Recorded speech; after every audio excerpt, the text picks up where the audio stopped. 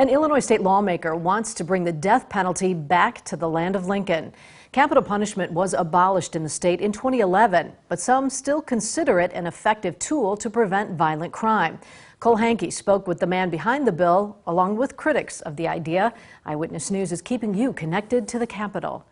29 states still have the death penalty.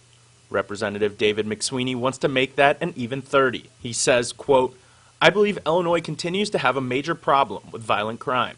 I do believe that technology has improved, and I believe that DNA technology specifically will make it much better to ensure that there are absolutely no cases of mistaken convictions."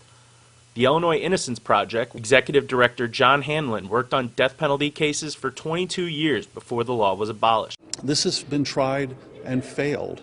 In terms of the DNA, I work with DNA every day. I can tell you that the issues, it's so much more complicated than just saying technology is better. We can now discern all cases of guilt and innocence. That's just not true.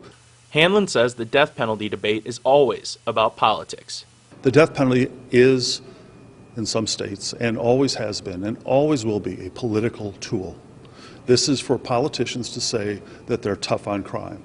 The death penalty is not an effective deterrent. All of the studies show otherwise. McSweeney says this isn't about him wanting to position himself as tough on crime for a potential statewide office bid. He thinks there are cases in Illinois that warrant capital punishment, but McSweeney admits it will be difficult to gain support in the upcoming session. He wants to get the subject out there, but Hanlon thinks the idea could end up killing someone who's not guilty. There's always the chance of an innocent person being convicted and sent to death row, and that has got to be everyone's ultimate nightmare. That was Cole Hankey reporting.